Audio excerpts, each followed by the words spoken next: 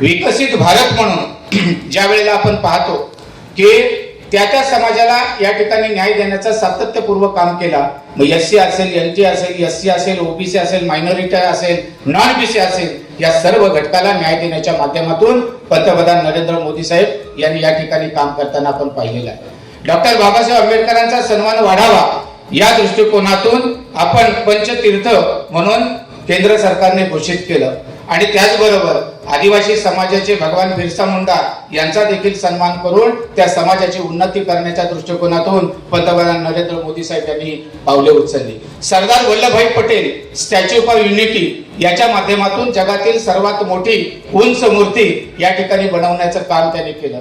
सर्वांना न्याय देण्याच्या दृष्टिकोनातून पंतप्रधान नरेंद्र मोदी साहेब यांनी काम केल्यामुळे जागतिक गुरु म्हणून त्यांची या ठिकाणी आपण ओळख जगाने या ठिकाणी पाहिलेली आहे आणि याच माध्यमातून सर्वांना न्याय देण्याच्या दृष्टिकोनातून कधी स्वतःचं घर पाहिलं नाही, कधी स्वतःचं फक्त कुटुंब पाहिलं नाही, तर जनहित लक्षात ठेवून आपण पाहतो की दर दिवाळीला कुठेही ते कोणाच्या घरामध्ये किंवा कुटुंबासमवेत दिवाळी साजरी करत नाही. तर ज्या ज्या वेळेला दिवाळी असते ती दिवाळी या देशातील आपले जे सैनिक आहेत त्या सैनिकांच्या सोबत साजरी करत असताना आपण दरवर्षी पाहतो. 12 वर्षाच्या कालखंडामध्ये या देशामध्ये अनेक प्रकारचे प्रधानमंत्री झाले, अनेकांवर त्यावेळेला वेगवेगळ्या प्रकारचे भ्रष्टाचाराचे आरोप झाले, परंतु 12 वर्षाच्या कालखंडानंतर एक तप संपलं. परंतु स्वच्छ आणि सुंदर कारभार करणारे पंतप्रधान नरेंद्र मोदी साहेब यांच्यावर एकही आरोप डागाचा या ठिकाणी झाला नाही. वंदे या देशाचे आपल्या सर्वांचे लाडके पंतप्रधान नरेंद्र मोदीजी यांच्या पंतप्रधानपदी या ठिकाणी विराजमान झाल्यापासून जनसेवेला 12 वर्ष पूर्ण झाली आणि या निमित्तानं भारतीय जनता पार्टीच्या वतीनं आपल्या या संघटनात्मक दृष्ट्या रायगड जिल्ह्याचा उत्तर भाग या उत्तर रायगड भाजपच्या वतीनं आज आयोजित करण्यात आलेल्या विकसित भारत संकल्प संमेलन या संमेलनासाठी आपल्या सर्वांना संबोधित करण्यासाठी उपस्थित असणारे भारतीय जनता पार्टीचे आमचे नेते सन्माननीय संजयजी केळकर साहेब, मंच उपस्थित असणारे सर्व सहकारी, सर्व उपस्थित भगिनी आणि उपस्थित बंधू, मी सगळ्यात आधी या मंचावरती भारतीय जनता पार्टीच्या वतीनं आपल्या सर्वांचंच या कार्यक्रमामध्ये मनापासून स्वागत करतो आणि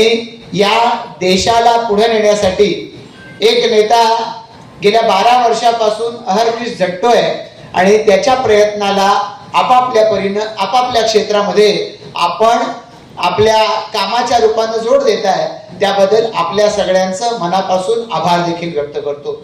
आज सन्माननीय संजय केळकर साहेब हे आपल्यामध्ये उपस्थित आहे.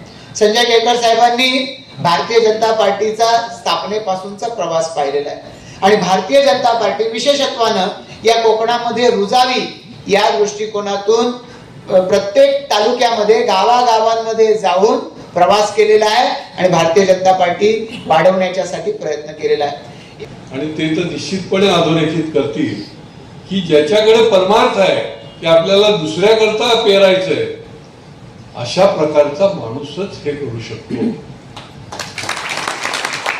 बाकीच्या तर आपल्याला माहिती आहे काय काय केलंय काय काय नाही केलंय, पण एक व्यक्ती काय घडू शकते हे जास्त माझ्या दृष्टीने महत्वाचं आहे. 80 कोटी लोकांना आजही धान्य देणं सोपं काम नाही आहे हो.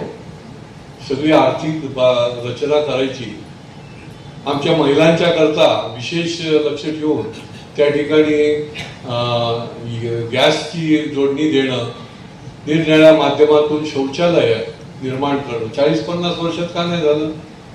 60-65 कोटी लोकांची जनधन योजनाच्या माध्यमातून बँकेमध्ये अकाउंट, म्हणजे हे बँकेमध्ये अकाउंटच नव्हते लोकांचे आणि मग डिजिटलचा उपयोग करणं. आज आपण मार्केटमध्ये गेलं जसं यांनी सांगितलं तर तिथला तो दुकानदार जो छोटं दुकान घेऊन बसलेला आहे तो पण याचा वापर करतो. एवढे व्यवहार चालतात, 22,000 कोटीचे व्यवहार होतात आपल्या देशामध्ये डिजिटल.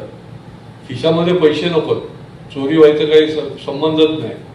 ज्याच्याकडे 2 नंबरचे पैसे त्याच थोडा चोरी, कॅश ज्याच्याकडे आहे. त्याच्यामुळे नोटाबंदी जेव्हा आणली त्यावेळेला जे 2 नंबरचे लोक होते ते एवढे आरडाओरडा करत होते, पण नोटाबंदी का आणली ते नंतर आपल्या लक्षात आलं.